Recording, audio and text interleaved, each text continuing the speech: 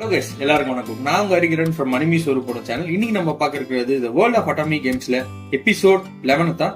இந்த எபிசோடு பாத்தீங்கன்னா லிவியா வந்து அவன் மனசுல இருக்கக்கூடிய விஷயத்த லியான் கிட்ட சொல்லிட்டா.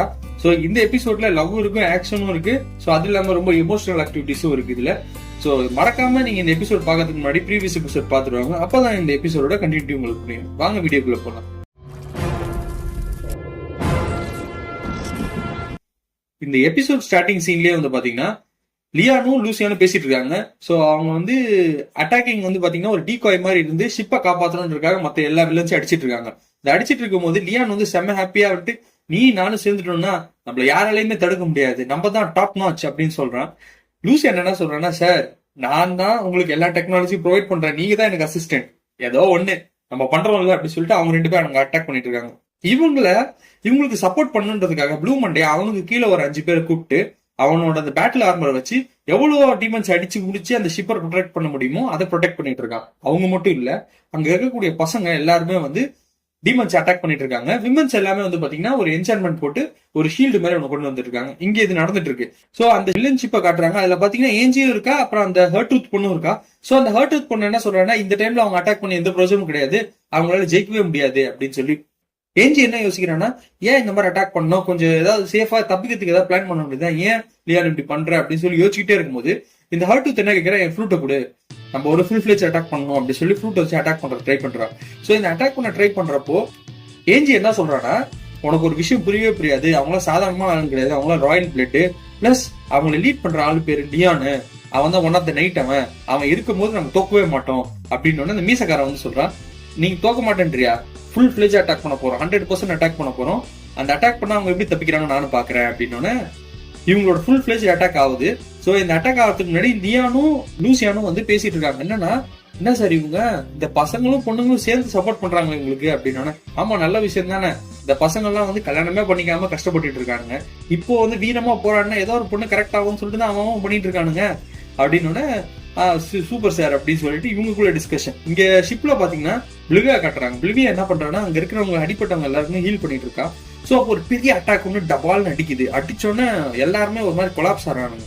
அப்போ வந்து பிளிவியாக்கு ஒரு விஷயம் புரியுது, இந்த என்சான்மெண்ட் பத்தாது, சோ நம்ம வேற ஏதாவது ஒரு ப்ரொடெக்ஷன் எலிமெண்ட் கொடுக்கணும்னு சொல்லிட்டு அவன் வந்து லியான் அங்க போய் போராட்டி இருக்கான், அவனுக்கு நம்ம இங்க சப்போர்ட் பண்ணணும்னு சொல்லிட்டு அவளோட கையில இருக்கக்கூடிய அந்த சாமை யூஸ் பண்ணி ஒரு பவர் கொடுக்குறா. கொடுத்தோன்னு ஒரு ஷீல்டு உருவாகுது. இது வெறும் ஷீல்டு, அந்த எல்லா மிருகமும் அட்டாக் பண்றதுக்கு ஷீல்டா மட்டும் இல்லாம அதை அட்டாக்கும் பண்ணிட்டு இருக்கு.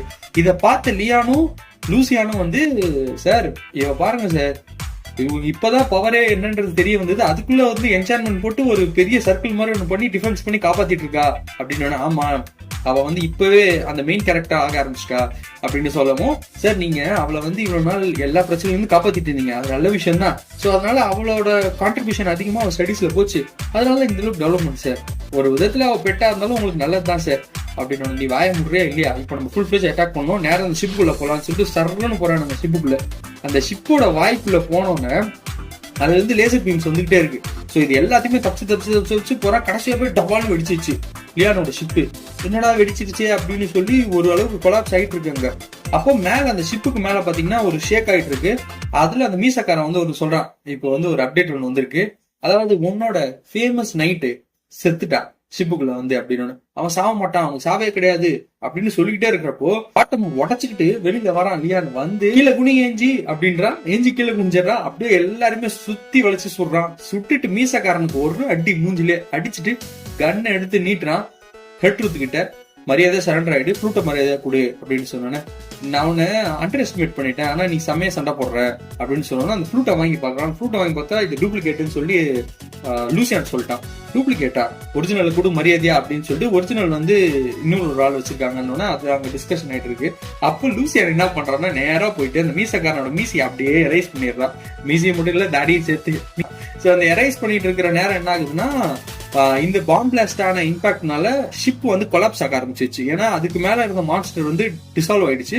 சோ அது ஷிப் கொலாப்ஸ் ஆகிறதுனால இப்ப என்னன்னா, லூசியானும் லியான் அப்புறம் இந்த ஹர்ட்ரூத் அப்புறம் ஏஞ்சி இவங்க எல்லாருமே ஒரு ஷிப்ல இருந்துட்டு, அதாவது அவனோட அந்த பைக் இருக்குல்ல, அந்த பைக்ல ஏறிட்டு அப்படியே சர்ன்னு வெளில போறாங்க. வெளில போறப்போ அவ வந்து மத்த எனிமி ஆகாரங்கிட்ட எல்லாம் என்ன சொல்லிட்டு இருக்கா, பாத்தியாடா உங்களோட ஹர்ட்ரூத்தை தூக்கிட்ட பாத்தியா, உங்களோட குவீனை நான் தூக்கிட்டேன் பாத்தியா ஹர்டூத்த அப்படின்னு சொல்றான். டே இதெல்லாம் நீ பண்ற தப்பா தெரியலடா, உனக்கு கோலை மாதிரி போய் தூக்கிட்டு வர்ற, அசிங்கமா இல்ல அப்படின்னு. ஆமா நீங்க பண்ண மட்டும் கரெக்ட், நான் பண்ண தப்பாடா, போங்கடா டே அப்படின்னு சொல்லிட்டு அப்படியே அங்க சரலன்னு போறானுங்க. போயிட்டு இவங்க எங்க போய் இறங்குறாங்கன்னு பாத்தீங்கன்னா அவங்களோட ஷிப்ல வந்து இறங்கிடுறாங்க. அப்ப வந்து புலிவியா செம்ம டயர்டா இருக்கு, ஏன்னா செம்மையான பவர் யூஸ் பண்ணிட்டு பயங்கரமான டயர்ட்ல இருக்கா அவ. சோ அவளை பார்த்துட்டு இதுக்கு மேல தாங்க மாட்டா அப்படின்னு ப்ளூ மண்டே வரான். சரி அவங்க அட்டாக் நிறுத்திட்டாங்க, இப்ப என்ன பண்ணணும் அப்படின்ட்டு. இதுக்கு மேல அவங்களால எதுவும் பண்ண முடியாது, அதான் நம்ம ஹர்டூத்தே கொண்டு வந்துட்டோம் இங்க, கவலைப்படாது அப்படின்னு சொல்றப்போ அந்த மீசக்காரன் ஒரு விஷயத்தை இன்ஸ்ட்ரக்ட் பண்றான் எல்லாருக்கிட்டையும். என்னன்னா, அதாவது நம்மளோட குவீனே வந்து சாக்ரிஃபைஸ் பண்றான்னு முடிவாயிடுச்சு, சோ நீங்க எல்லாமே ஃபுல் ஃபிளெஜ்ட் அட்டாக் உங்க ஷிப்ல பண்ணுங்க அப்படின்றான். ஃபுல் ஃபிளெஜ்ட் அட்டாக் ஷிப்பா? டே என்னடா இவனுங்க அவனுங்க குவீனியே வந்து சாவுன்னு சொல்லிட்டானுங்களா அப்படின்னு. அந்த குவீன் என்ன சொல்றான்னா, என்ன ரீப்ளேஸ் பண்றவங்க யார் வேணா, எனக்கு அதை பத்திலாம் எந்த பிரச்சனையும் கிடையாது, நான் என்சான்மெண்ட் யூஸ் பண்ண போறேன்னு சொல்லிட்டு அவ அந்த ஃப்ளூட்டை பிடிக்காமலே சொல்லிட்டு அவ பவர் யூஸ் பண்றான். அந்த பவர் யூஸ் பண்ண என்ன ஆகுதுன்னா டீமன்ஸ் எல்லாம் இன்னும் ரேஜ் ஆயிட்டு அப்படியே அட்டாக் பண்ண வருது. இப்போ ஏஞ்சியால எதுவுமே பண்ண முடியாது, ஏஞ்சி ஆல்ரெடி செம்ம டயர்ல இருக்கா. லியான் என்ன பண்றான், சரி அட்லீஸ்ட் நம்மளால ஏதாவது பண்ண முடியுமேன்னு சொல்லிட்டு பைக் எடுத்துட்டு சல்லுன்னு போறான். எல்லாரும் நில்லுன்றாங்க, எஸ்பெஷலி ஏஞ்சி. என்ன சொல்றா, போவாதேன்ற போது அவன் போயிட்டான். சரி நம்ம ஏதாவது பண்ணி ப்ரொடெக்ட் பண்ணணும், எப்படியாவது லியானை காப்பாற்றணும்னு நினைக்கிற போது என்ன ஆகுதுன்னா, அவ கையில இருக்கக்கூடிய அந்த சாம் வந்து ஆக்டிவேட் ஆகுது. ஆக்டிவேட் ஆனோன்னா அவளை சுத்தி பாத்தீங்கன்னா ஒரு ஃபயர் ரேசர் மாதிரி வருது. வந்தோன்னா சொல்றதெல்லாம் ஒரே ஒரு விஷயம் தான், லியான் எப்படியா ப்ரொடெக்ட் பண்ணு அப்படின்னு சொன்னா அந்த லேசர் லைட்ஸ் எல்லாம் போயிட்டு இருக்கிற எல்லாருமே அடிச்சு தள்ளுது.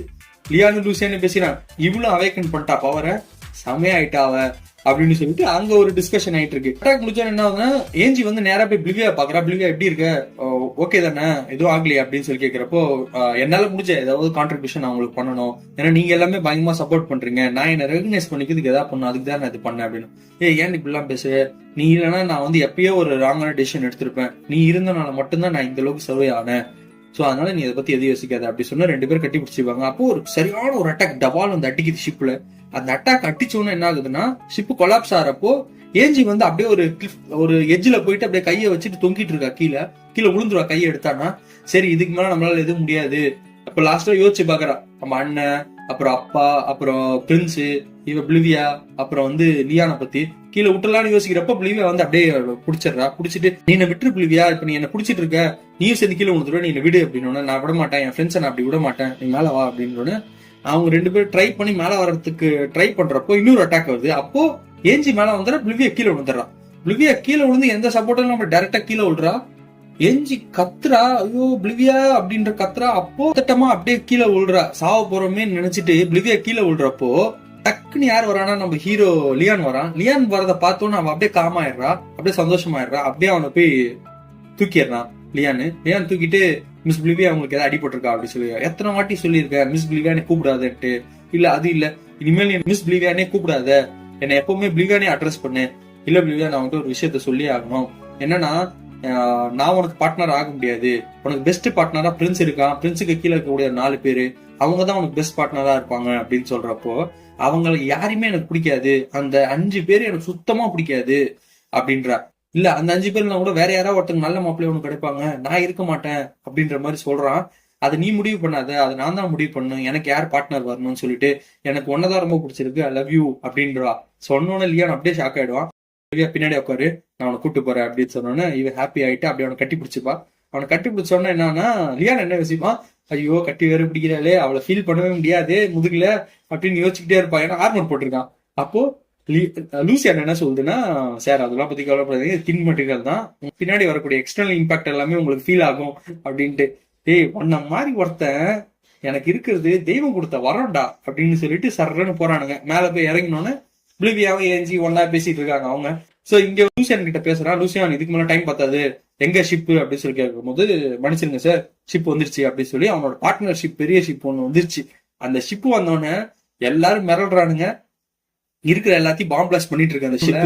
ப்ளூ மண்டை நேரம் வந்து கேக்குறான், இல்லையா நல்லா சண்டை போட முடியுமா, உடம்புல தெம்பு இருக்கான்ட்டு. யாருக்கிட்ட என்ன கேள்விடா கேக்குற, இறக்குடா பேட்டில் ஆர்மர்னு சொல்லிட்டு பேட்டில் ஆர்மர் வருது. பேட்டில் ஆர்மர் ஏறி உட்காந்து அட்டாக் பண்ண போயிட்டானுங்க. இருக்கிற எல்லாத்தையும் அடிச்சு நூத்துறானுங்க. இப்ப அவனுக்குள்ள என்ன டிஸ்கஷன் வந்துட்டு இருக்குன்னா, ஃபர்ஸ்ட் என் மீசையை தூக்குனா, அடுத்து ஒரு பெரிய பேட்டில் ஷிப் ஒண்ணு வந்துச்சு, இப்போ ஆர்மரு, இதெல்லாம் வச்சுட்டு என்ன வெறுப்பேத்துறானுங்களா இவங்க கிட்ட எப்படி இவ்வளவு டெக்னாலஜி வச்சுன்னு யோசிச்சுட்டு இருக்கான் அந்த மீசக்காரன்.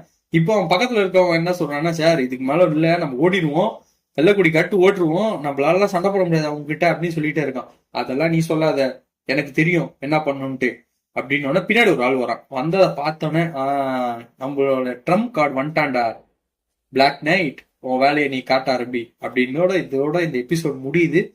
அடுத்த எபிசோட் நாளைக்கு பார்க்கலாம். Until then bye from you Harikaran from Anime Soul channel. Thank you.